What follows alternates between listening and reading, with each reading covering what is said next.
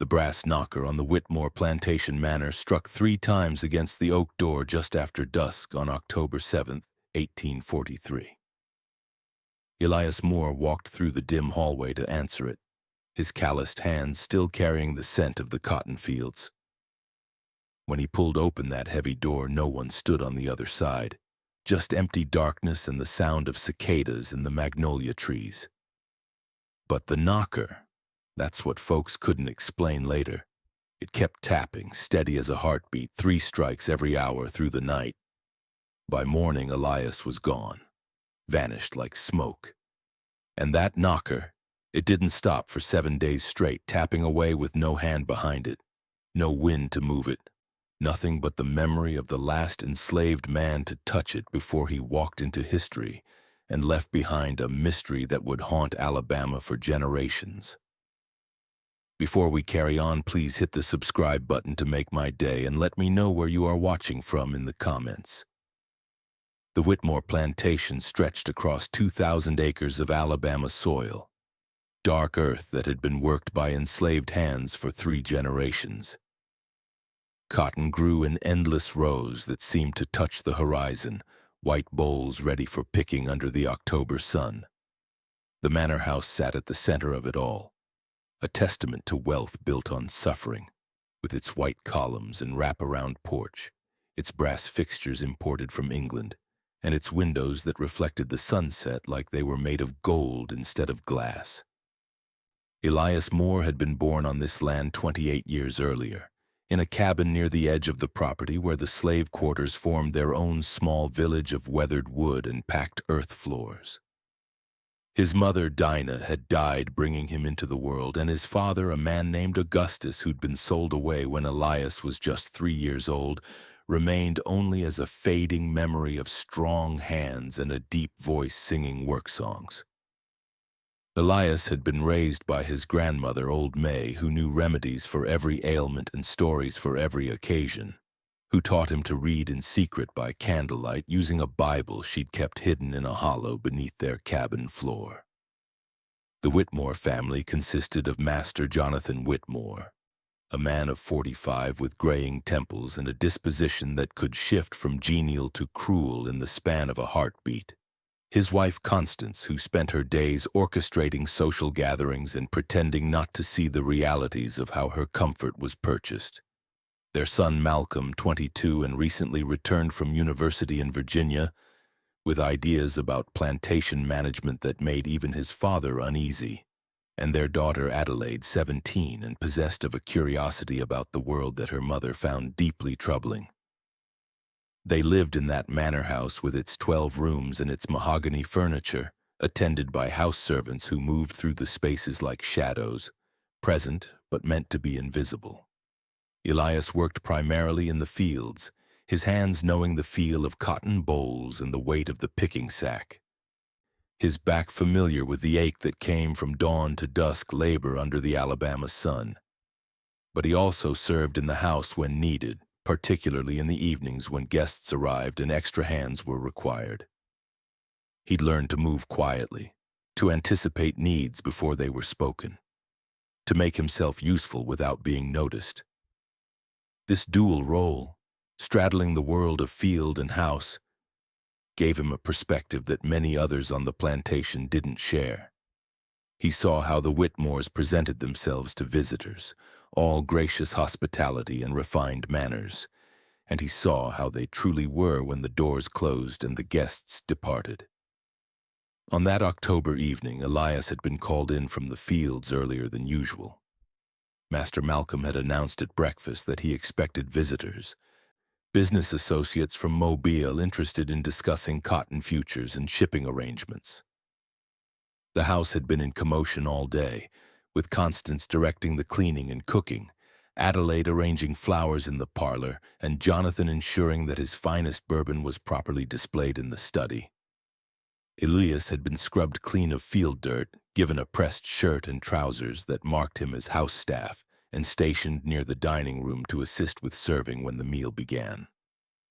The visitors had arrived just before sunset, 3 men in fine suits with gold watch chains and leather portfolios, bringing with them the smell of cigars, and the confidence of those who dealt in commodities and contracts. Elias had served them drinks, poured their wine, cleared their plates, all while listening to their talk of prices per bale and shipping schedules and projections for the next growing season. They spoke about enslaved people the way they spoke about livestock, assessing value and productivity, discussing whether it was more economical to work slaves hard and replace them frequently or to maintain them with adequate food and rest for longer service. Malcolm had contributed enthusiastically to this conversation, sharing theories he'd learned at university about efficiency and output maximization, while Jonathan had listened with an expression that suggested both pride and concern about his son's callous calculations. It was just after 9 in the evening when the brass knocker sounded.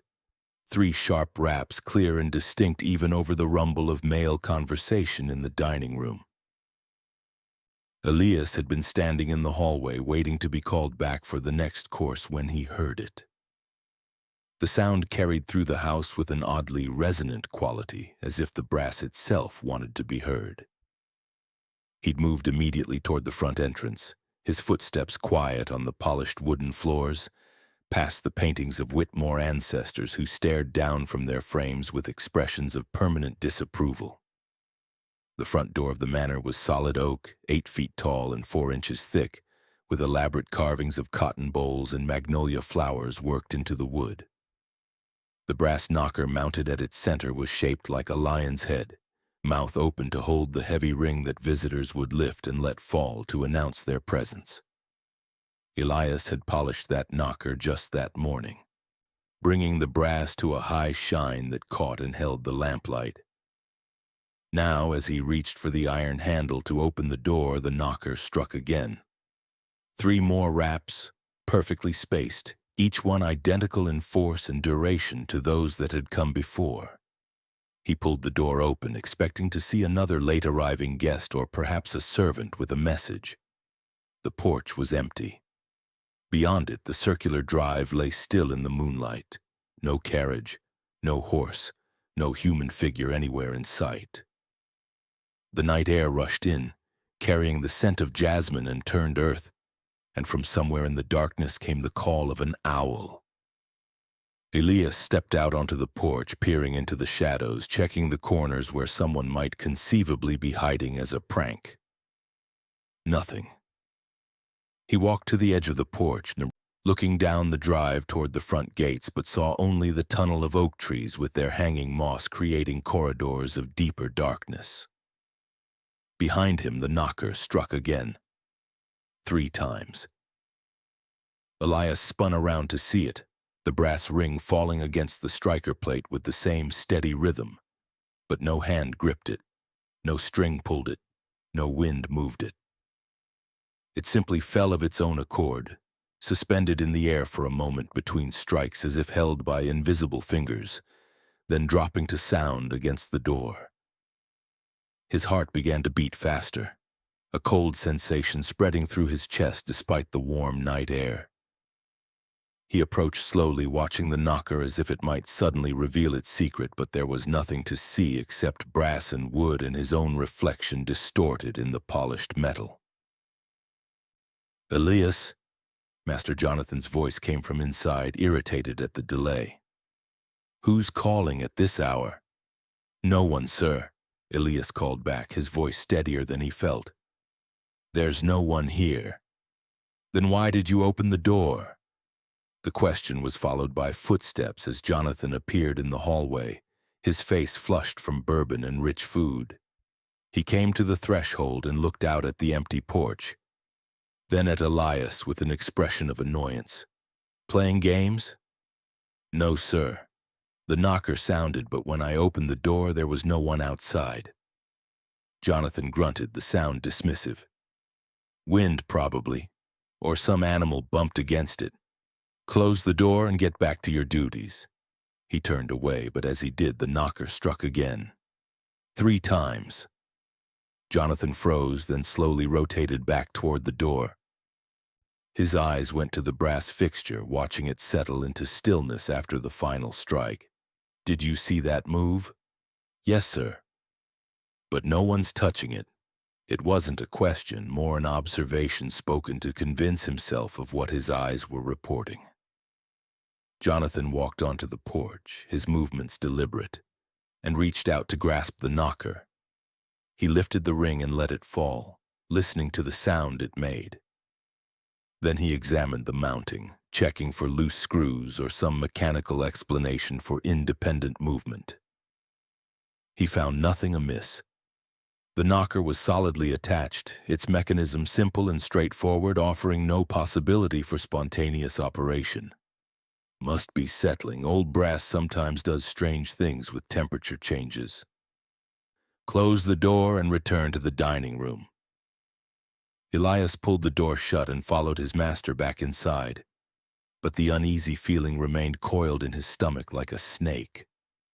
He'd lived 28 years in this place, and while he'd heard all manner of ghost stories and folk tales from old May and the others in the quarters, he'd never experienced anything he couldn't explain by natural means. This was different. This felt like the world had briefly shown him something underneath its ordinary surface, something that operated by rules he didn't understand. The evening continued, the meal progressing through additional courses while the men discussed business and politics. Elias served and cleared, poured and waited, his attention divided between his duties and the front hallway where the door stood closed and silent. An hour passed, then another. The guests showed no signs of departing early, settling into Jonathan's study for cigars and brandy while Malcolm expounded on his plans for expanding the plantation's operations.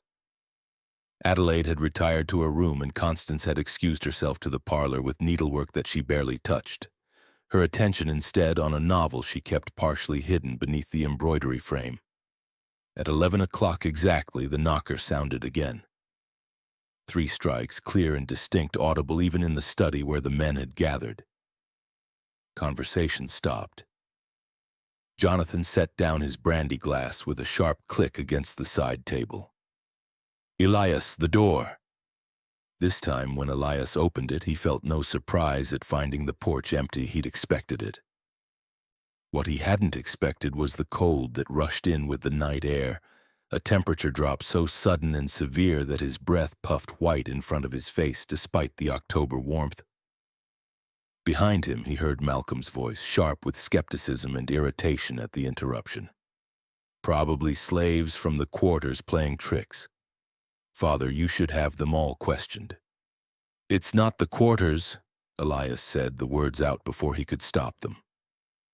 Speaking unbidden to white folks, especially guests, was dangerous, but something about the cold and the empty porch and the inexplicable knocker had loosened his usual caution.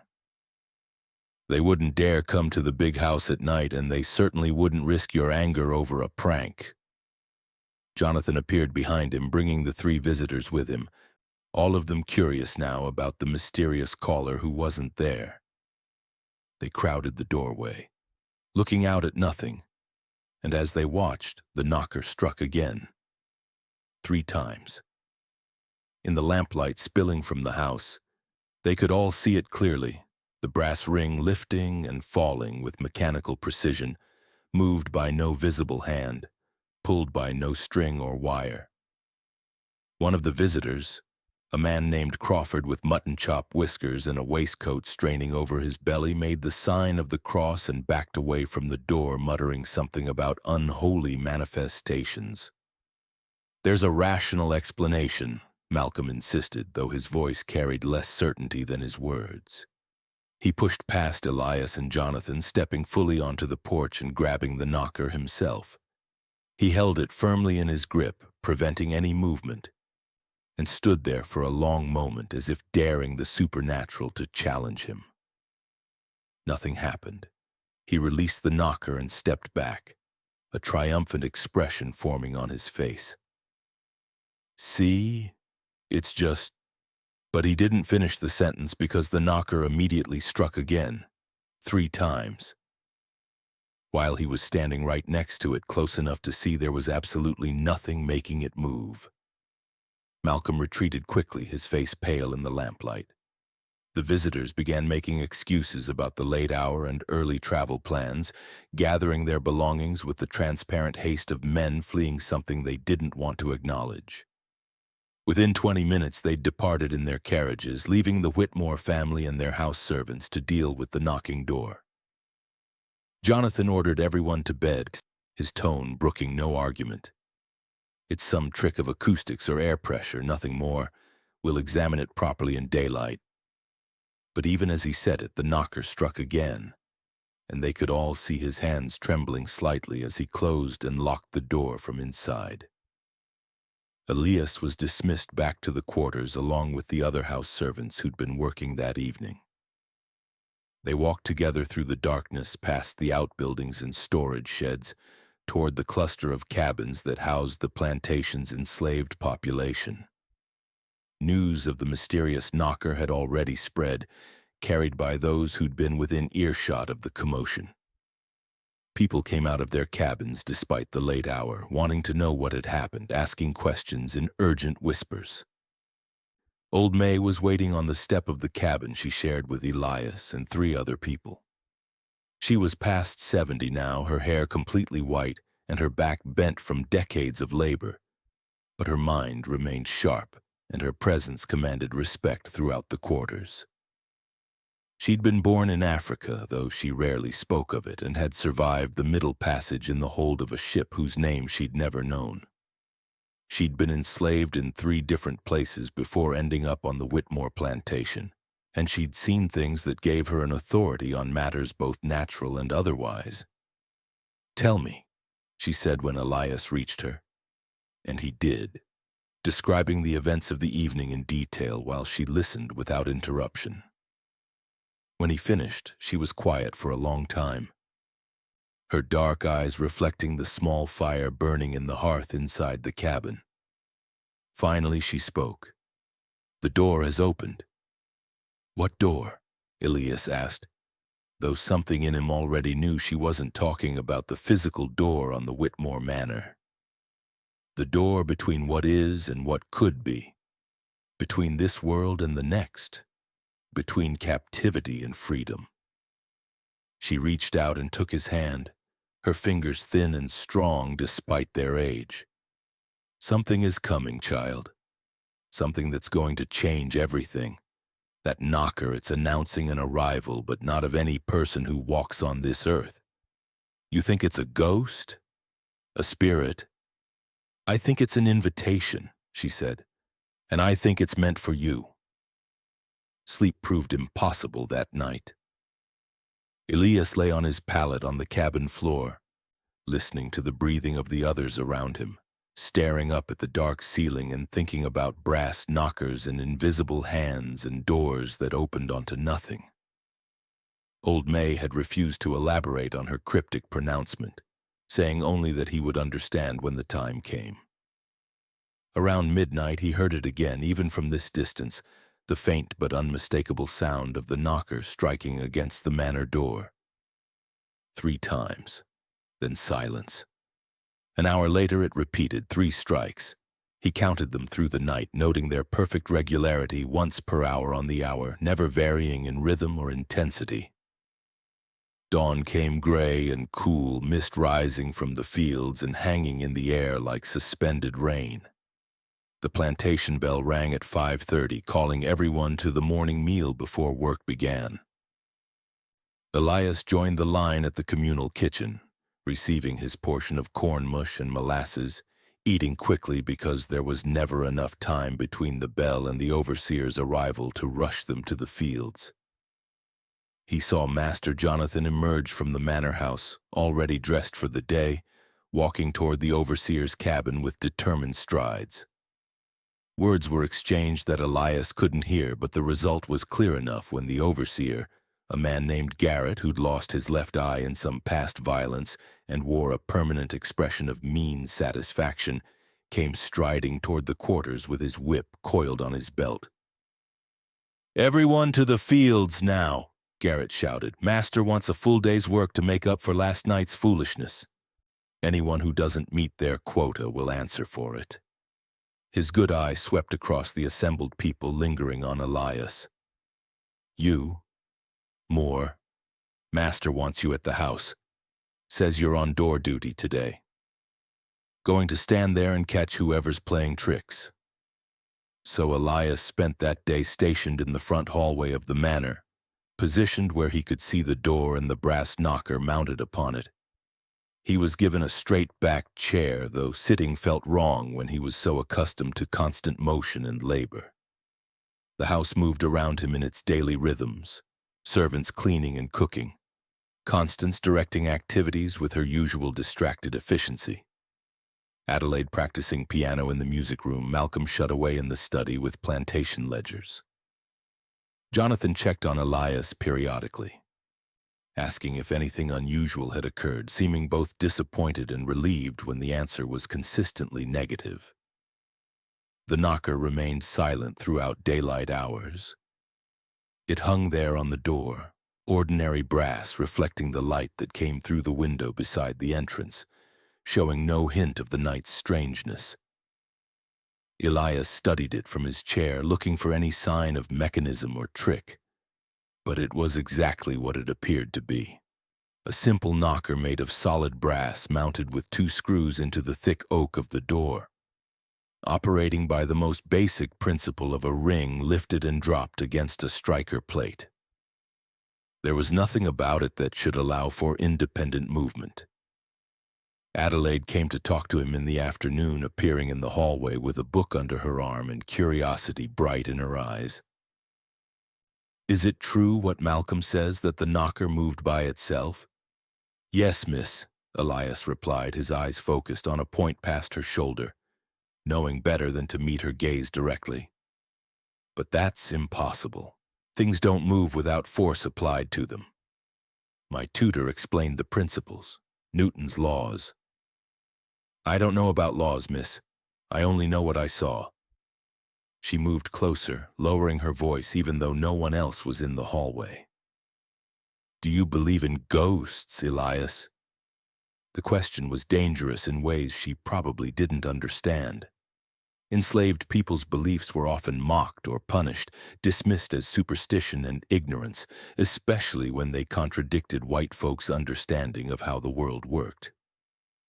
But there was something in Adelaide's tone that suggested genuine curiosity rather than a trap. "I believe there are things in this world we don't fully understand, miss." "That's not really an answer." She smiled slightly, then seemed to catch herself, remembering the proper distance that was supposed to exist between them. Her expression shifted, becoming more formal. "Well, I hope whatever it is stops soon. It's frightening the servants, and Mother is quite upset about it." Night fell, and with it came the return of the phenomenon. At precisely 7 o'clock in the evening, the knocker struck its 3-beat rhythm. Elias had been relieved of his door-watching duty by then, sent to help serve the evening meal, and he was carrying a platter of roasted chicken from the kitchen when he heard it. The sound seemed louder tonight, more insistent, echoing through the house with a resonance that made the windows rattle slightly in their frames. Constance dropped her fork, the metal clattering against her plate.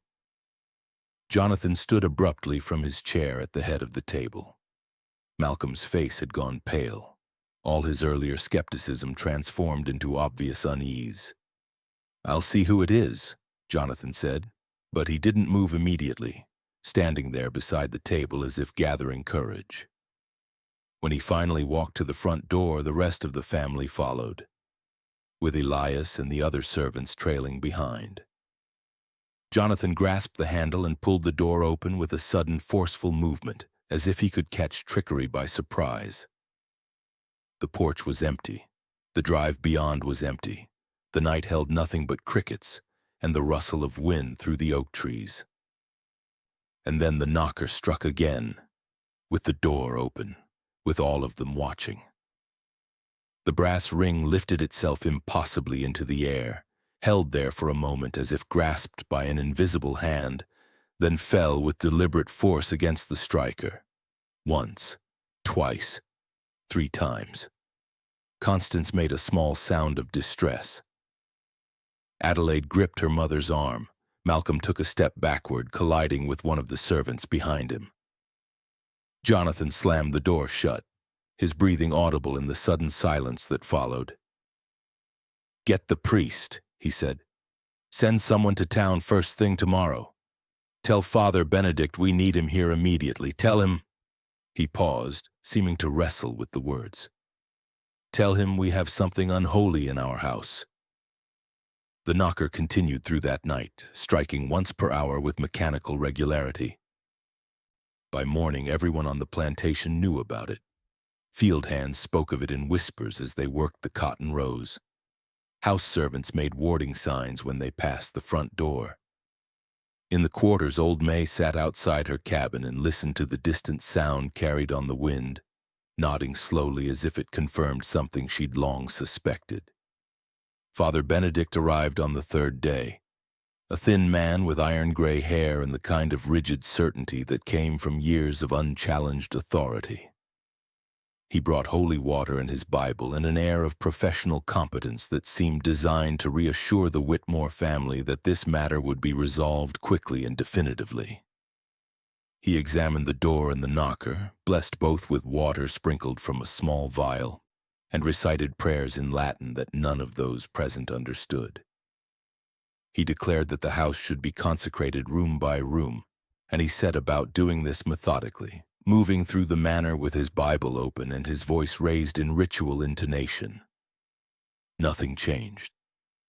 That evening at 7 o'clock, the knocker struck 3 times. Father Benedict was in the hallway when it happened, close enough to touch the door, and his face cycled through surprise, confusion, and something that looked uncomfortably like fear. He tried more prayers, more holy water, even pressing a crucifix directly against the brass knocker. It made no difference. When the hour turned again at 8 o'clock, the knocker struck regardless of the priest's interventions. "This is not a simple haunting," Father Benedict finally admitted, his earlier confidence thoroughly shaken. "There's something here that doesn't respond to traditional remedies. I'll need to consult with the bishop, review the texts on exorcism. This may require measures beyond what I'm authorized to perform." That night, Malcolm came to the quarters just after dark, his arrival unusual enough to draw immediate attention. He found Elias at the communal fire where many of the enslaved people gathered after the day's work. "You," Malcolm said, pointing at him. "Father wants you back at the house. Says you're to sleep in the hallway tonight, watch the door, see if you can catch whoever's doing this." "Ain't nobody doing it," someone muttered from the darkness around the fire, and Malcolm spun toward the voice but couldn't identify the speaker. "Any more insolence and you'll all feel the lash," he snapped. "Elias, now!" So Elias found himself back in the manor house's front hallway, this time with a blanket and pillow, instructed to remain there through the night and observe the door. A lamp was left burning on the hall table, casting shadows that moved slightly with the flame's flicker. The house settled around him, creaking in the way old buildings do, full of small sounds that ordinarily went unnoticed but seemed magnified in the nighttime quiet. He could hear voices from upstairs as the family prepared for bed, the murmur of Constance praying, Jonathan's heavy footsteps pacing his bedroom floor, Adelaide's softer tread as she moved about her room. At 11 o'clock, the knocker struck. Elias was fully awake, watching the door, and he saw it clearly. The brass ring lifted smoothly upward, rising until it reached the apex of its arc, then fell to strike the plate. Once, twice, 3 times. The sound reverberated through the hallway, through his chest, seeming to resonate with something deeper than just acoustic vibration. He stood and approached the door slowly, reaching out to touch the knocker with tentative fingers. The brass was cold, far colder than it should have been. Cold enough that he pulled his hand back quickly with a sharp intake of breath. "Who are you?" he whispered to the empty air. "What do you want?" The knocker lifted again, this time without the hour's interval. Just once, as if answering, as if acknowledging his question.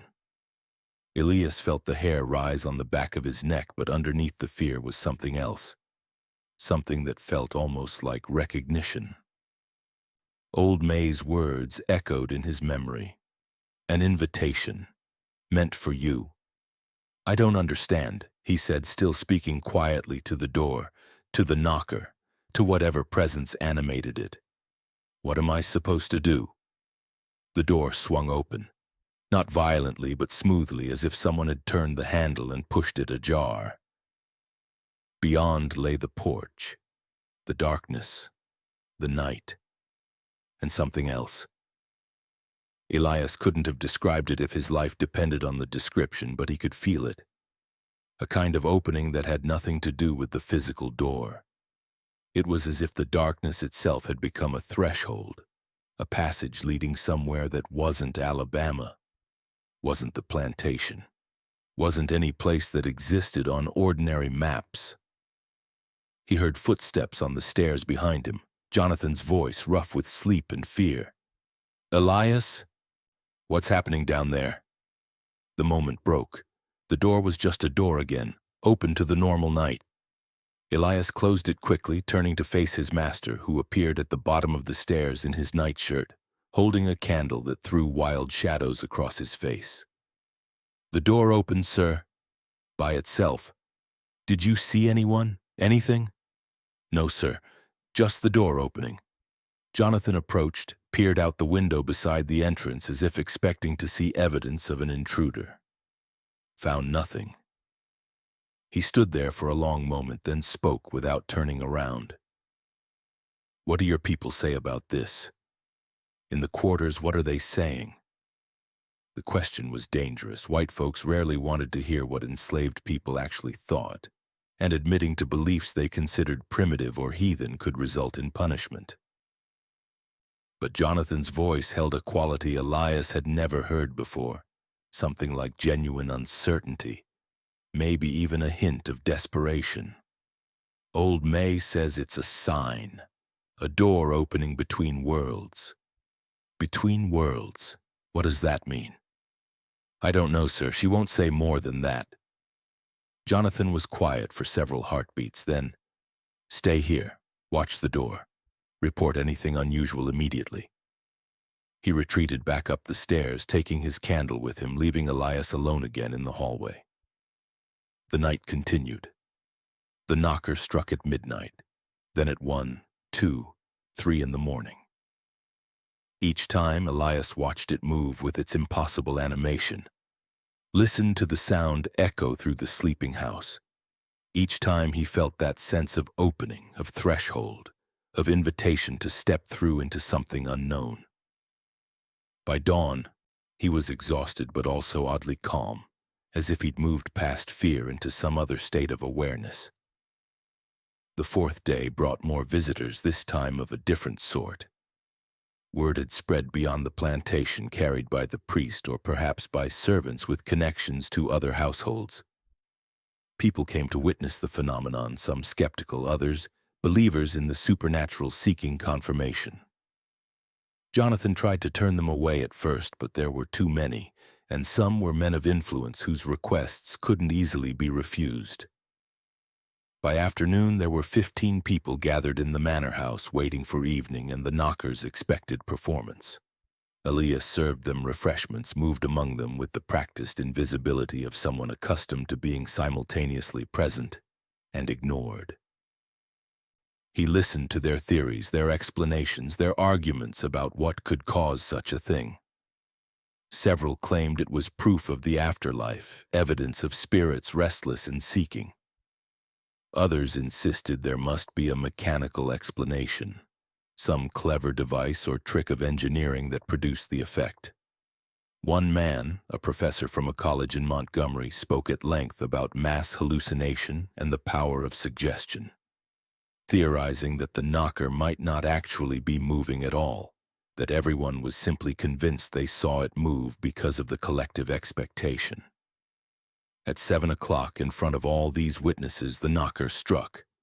3 times, clear, definite, undeniable. The brass ring lifted and fell with the same steady rhythm it had maintained for 4 nights, and every person in that hallway saw it happen. The professor from Montgomery stopped mid-sentence, his mouth hanging open. A woman in an elaborate dress and feathered hat made a gasping sound and pressed her handkerchief to her lips. 2 men immediately began arguing about what they'd witnessed, their voices rising in agitation. Jonathan ushered everyone out shortly after, overwhelmed by the chaos of too many people with too many opinions offering no useful solutions. By 8 o'clock, the house had returned to just the family and servants, though the atmosphere remained charged with tension and unease. Malcolm suggested they remove the knocker entirely, take it off the door, and throw it in the river if necessary. Jonathan agreed this might be wise, and he sent for tools and for Elias to perform the task. Removing the brass knocker proved more difficult than anticipated. The screws that held it to the door had been in place for decades, painted over, rusted, merged with the wood in a way that resisted effort. Elias worked at them with a screwdriver, straining against resistance that felt almost willful, as if the knocker didn't want to be removed. Finally, after 20 minutes of effort, the first screw began to turn. Slowly, grudgingly, it backed out of the wood. He moved to the second screw, and as he applied pressure, the knocker struck. 3 times. Against his hand. The force of it was enough to bruise, and he jerked back with a curse he barely managed to strangle before it fully emerged. "What happened?" Malcolm demanded, hovering behind him. "It knocked while I was holding it," Elias said, examining his hand where a red mark was already darkening to purple. "Hit me." "It can't have. You must have slipped, hit yourself somehow." But Elias knew what he'd felt. The knocker had struck deliberately, defending itself against removal. He looked at Malcolm, then at Jonathan, who'd come to see what the delay was. "Sir, I don't think it wants to be taken off." "I don't care what it wants," Jonathan said, but his voice lacked conviction. "Remove it." Elias returned to the task, working the second screw until it finally came free. The knocker hung now by just the striker mechanism, tilted at an angle, looking somehow wounded or pitiful.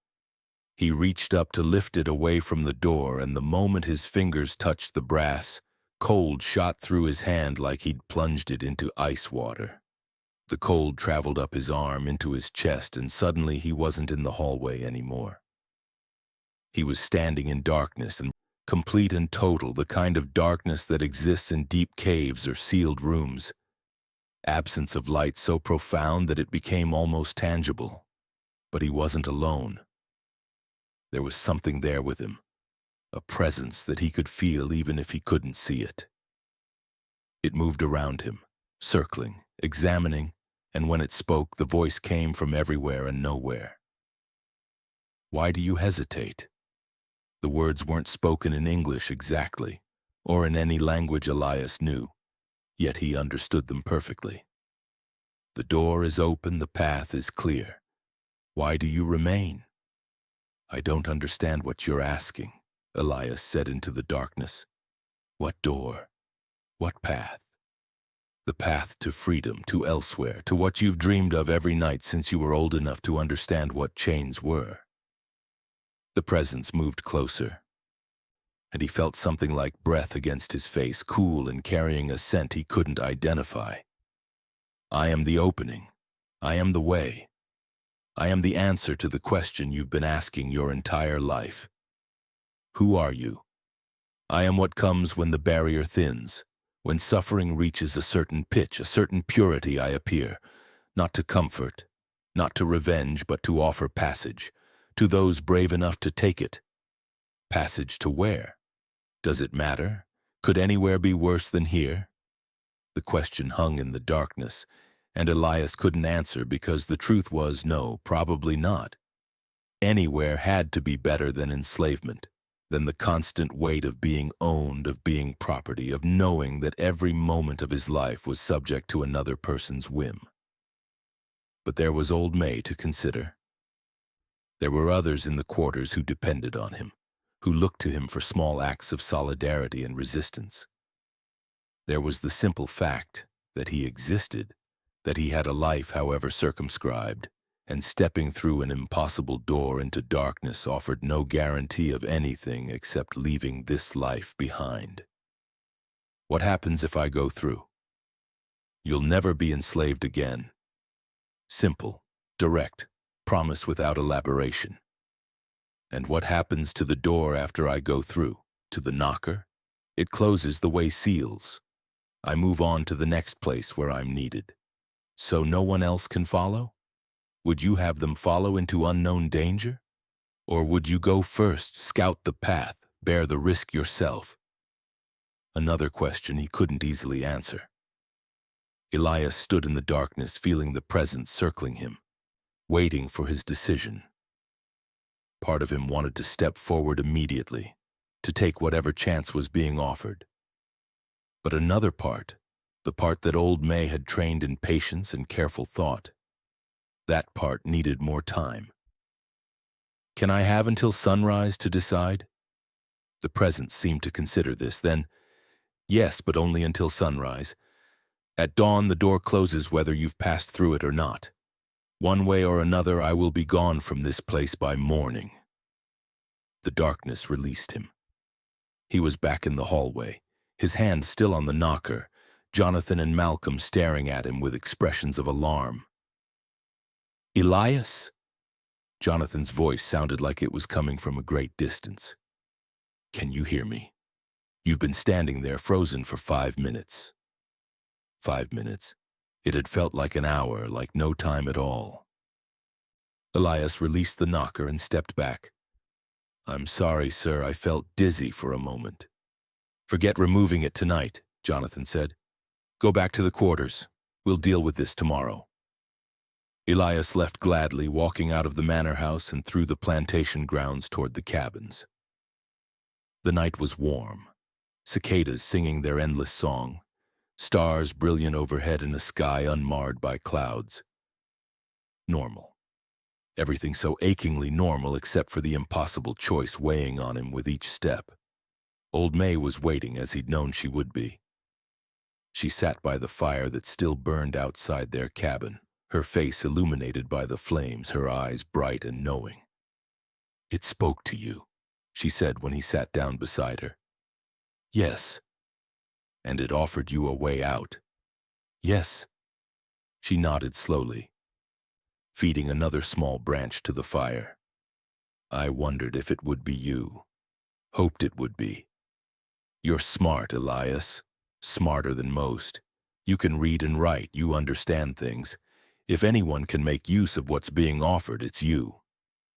It said I have until sunrise to decide. Then you'd best spend that time thinking carefully. She shifted, her joints creaking with the movement, and fixed him with a look that held decades of accumulated wisdom and sorrow. Listen to me now, child. I've lived a long life, most of it in chains. I've seen things that would break your heart to hear described. But I've also learned something that not everyone understands. Freedom isn't just a place. It's not just the absence of chains. It's a state of mind, a way of being. Some people are enslaved in body but free in spirit. Others are physically free but carry chains in their hearts. I don't understand what that has to do with the door. The door offers you physical escape, but it can't give you spiritual freedom. That you already have or you don't. The question isn't really whether to go through the door. The question is, what will you do with your freedom once you have it? How will you use it? Will it be just for yourself, or will it serve something larger? Elias stared into the fire, watching the flames dance and shift. You think I should go. I think you should do what your heart tells you is right. But remember this, whatever you choose, make it count.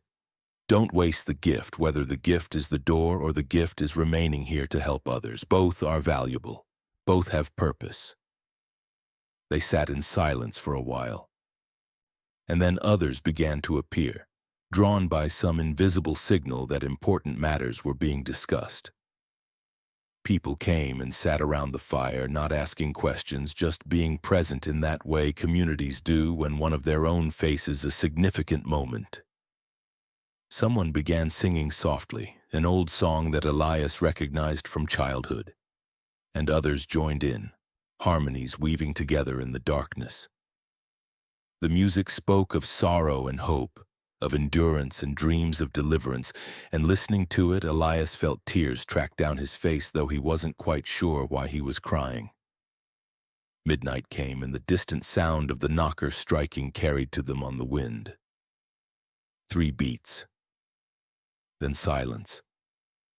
An hour later, it came again. The rhythm of it seemed to match his heartbeat, as if the knocker and his pulse had synchronized as if whatever presence animated that brass fixture had become linked to his very life. At 3 in the morning, Elias stood and walked away from the fire, needing solitude to think clearly. He made his way to the edge of the cotton field, standing where the planted rows began, looking out over the expanse of white bolls waiting to be picked. This land had been worked by his mother, by his grandmother, by countless others whose names he didn't even know. Their sweat had watered this soil. Their blood had fed it when the overseer's lash cut too deep. Their lives had been ground down to nothing in service of making white men wealthy. And here he stood, offered an escape while they remained in the ground. Could he really leave? Could he step through that mysterious door and abandon everyone who remained behind? Or was old May right? That going through wasn't abandonment, but rather an act of resistance in itself, a refusal to submit, a declaration that at least one person had escaped the system.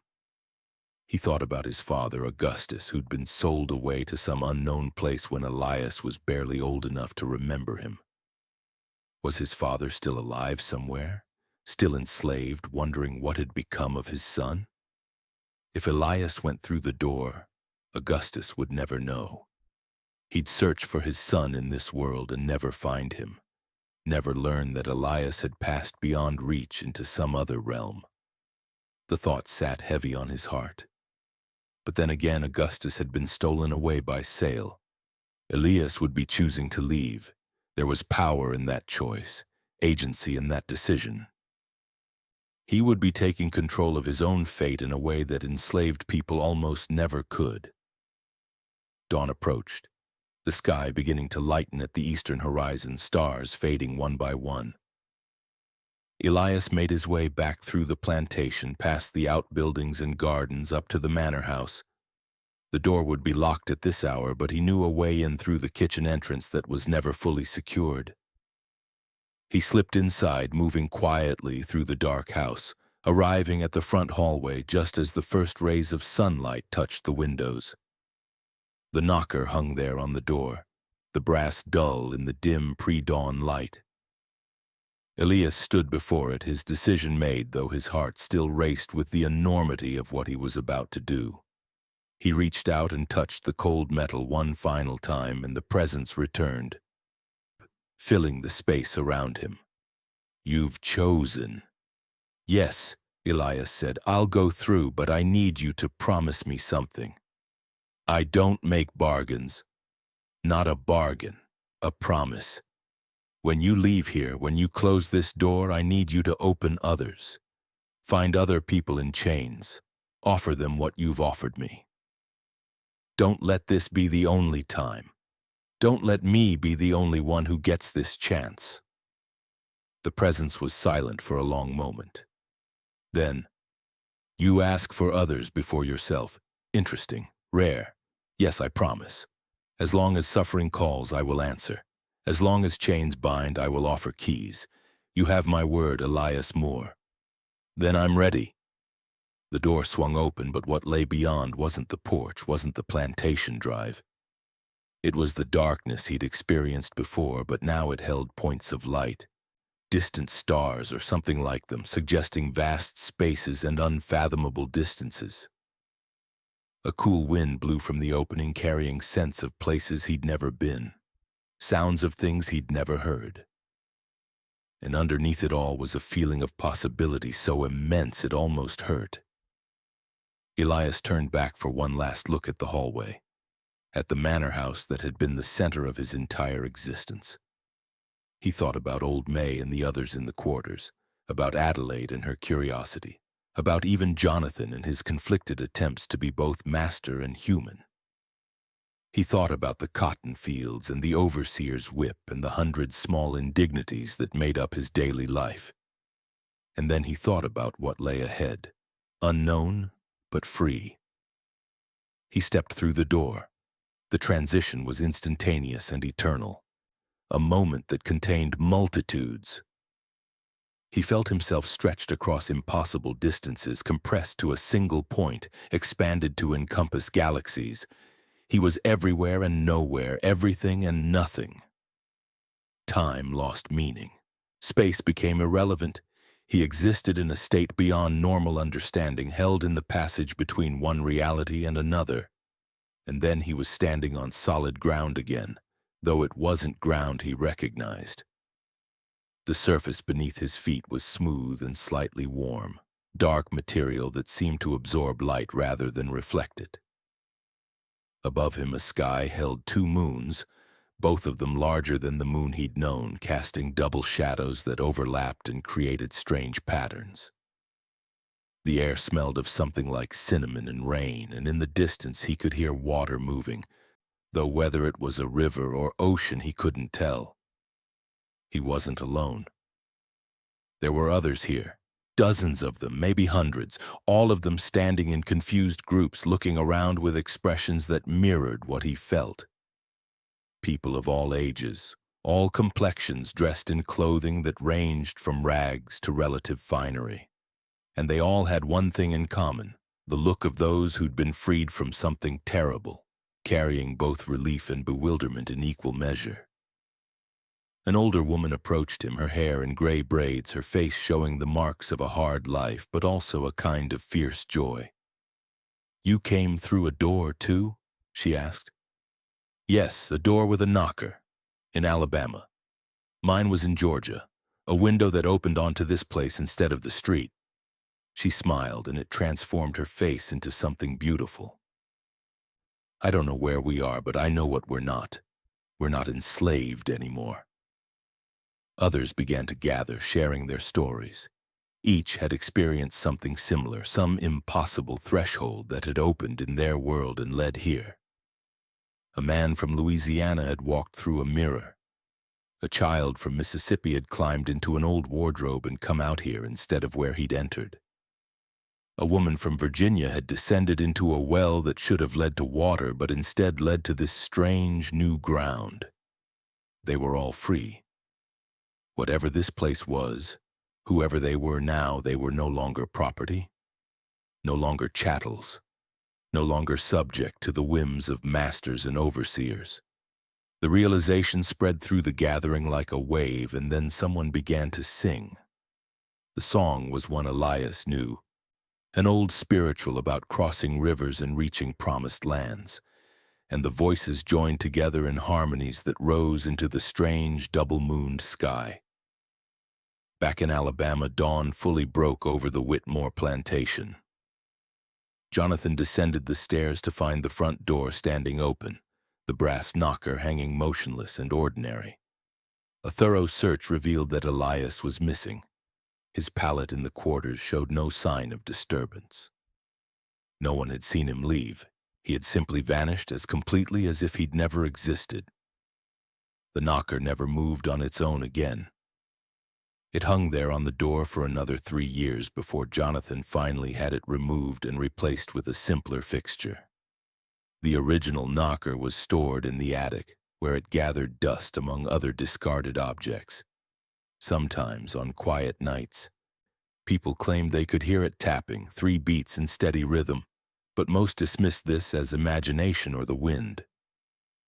Old May died 2 years after Elias disappeared. On her deathbed, surrounded by those she'd known and loved, she smiled and said that she could see him, that he was happy, that he'd found something better.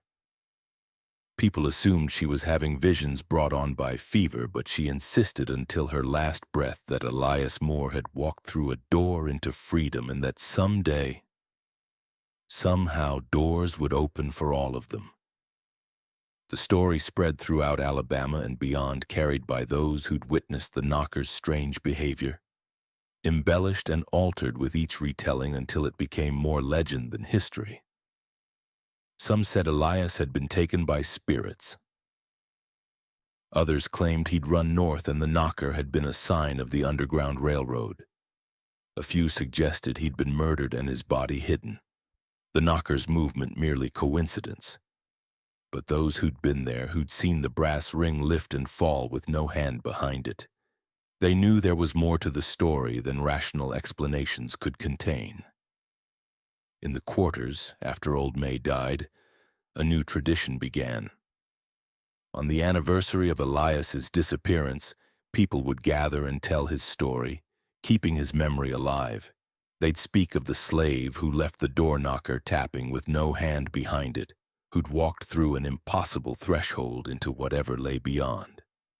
And in the telling, the story became something more than just one man's escape. It became a symbol of resistance, of hope, of the idea that freedom could come in unexpected ways if you were brave enough to step through the door when it opened. Adelaide Whitmore, who'd grown into a woman marked by the experience of that October week in 1843, kept a journal in which she wrote about Elias and the knocker. Late in her life, having left the plantation and moved to Charleston, she published portions of that journal in a small book of remembrances. In it she wrote, "I have spent my life trying to understand what happened in those days, and I've come to believe that there are doors in this world that open onto other worlds, and that Elias Moore found one of them. Whether he walked into death or into some unimaginable elsewhere, I cannot say. But I choose to believe he found freedom.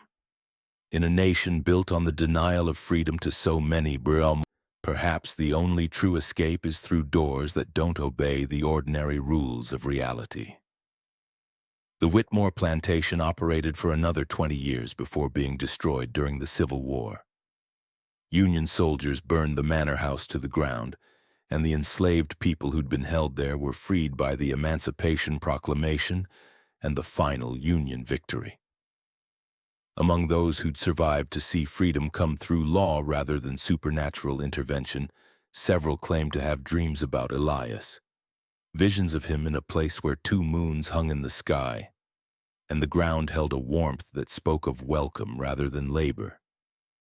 In that other place, wherever and whatever it was, Elias had indeed found a kind of freedom. The community that formed among the transported souls grew and adapted, learning the rules of their new home, discovering that this realm operated by different principles than the one they'd left. There was no enslavement here, no system that reduced human beings to property. There were challenges, certainly dangers and difficulties of types they'd never imagined. But they faced these things as free people making their own choices about their own lives. Elias became, over time, something like a leader among them. His literacy set him apart, his intelligence and calm temperament making him someone others looked to for guidance. He taught reading and writing to those who'd never had the chance to learn. He helped mediate disputes. He led explorations of the surrounding territory, mapping the strange landscape they now inhabited. And every night when the double moons rose overhead, he would stand and look back toward where he'd come from, thinking about old May and the others he'd left behind, hoping that the presence had kept its promise, that other doors were opening, that other people were finding their way to freedom. He never knew for certain if that promise was honored, but sometimes new people would appear. They'd arrive in the same confused but relieved state he'd experienced, stepping through whatever impossible threshold had opened for them, and each arrival confirmed that yes, the doors were still opening. The ways were still being offered. And each time Elias would welcome them, help them understand where they were and what had happened, share his story of the brass knocker and the Alabama plantation and the choice he'd made at dawn. Years passed in that other place, measured by the cycles of the double moons rather than by the singular satellite he'd known before. Elias aged, his hair turning gray, his face acquiring lines that spoke of experience and thought. He never married, though he formed deep friendships and found contentment in the community they'd built. He wrote down their collective stories, keeping a record of all those who'd passed through the doors, documenting their origins and their journeys. It became a kind of archive of impossible escapes, a library of freedom achieved through means that defied explanation. On what would have been his 50th birthday by the reckoning of his birth world, Elias sat on a hillside overlooking the settlement they'd established. Below him, people moved through their daily activities, free to come and go as they pleased, free to make their own mistakes and celebrate their own victories. Children played in ways that children in slavery never could, without the shadow of future bondage hanging over their games. Adults pursued interests and passions that would have been impossible in the world they'd left, developing skills and knowledge that had nothing to do with the production of crops or the service of masters. He thought about the door he'd walked through, wondered if it still existed somewhere between the worlds or if it had closed behind him permanently. He thought about the presence that had offered him passage, wondered if it was something divine or something else entirely, some force of the universe that operated according to logic beyond human understanding. He thought about Jonathan Whitmore and whether that man had ever understood what he'd witnessed, whether the knocker's mystery had changed him in any meaningful way, or whether he'd simply rationalized it away and continued with his life of owning other human beings. Most of all, he thought about old May and her final words to him, about freedom being a state of mind as much as a physical condition. Here, in this impossible elsewhere, he'd found both. His body was free from chains, and his spirit was free to grow and develop in ways that would have been forever denied to him in Alabama. The choice he'd made that dawn morning, standing before the mysterious door with the brass knocker, had been the defining moment of his existence. Everything he'd become, everything he'd achieved, everything he valued, it all traced back to that decision to step through into unknown territory rather than remain in known misery. As the double moons rose and the strange stars emerged overhead, Elias Moore smiled. Somewhere in the world he'd left behind, his story was being told around fires in slave quarters, whispered in the fields, passed down through generations as a legend of escape and hope. And here, in the world he'd found, he lived as proof that the legend was true, that doors could open, that freedom could be seized even from the most impossible circumstances. The brass knocker that had announced his departure sat now in an attic in Alabama, silent and still, holding its secrets. But its work was done.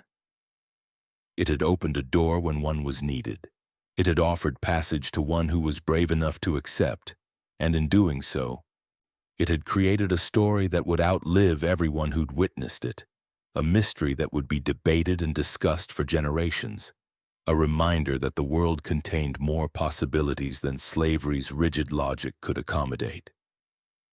In the end, perhaps that was the greatest freedom of all, the freedom to leave behind a mystery, to become something more than the circumstances of one's birth would suggest possible. Elias had been born enslaved, had been meant to live and die as property, his life measured only by the value he could produce for someone else. Instead, he'd walked through a door into legend, leaving behind nothing but questions and the haunting sound of a knocker that tapped with no hand behind it.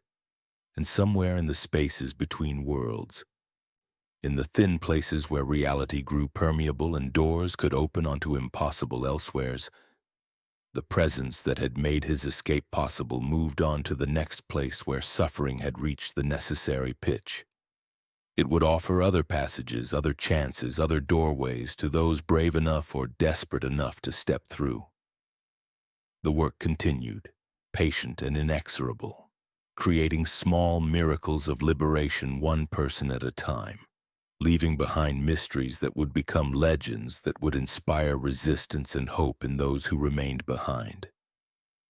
Elias of Alabama, slave who left the door knocker tapping with no hand behind it, had found his freedom. And in finding it, he'd lit a candle in the darkness for all those who came after, showing that even in the most impossible circumstances, even in the face of total subjugation, there were still doors that could open, still thresholds that could be crossed, still ways to say no to the world as it was and yes to what it could be. His story ended where it began, with a door and a choice and the courage to step through into the unknown. And that, perhaps, is the truest freedom of all.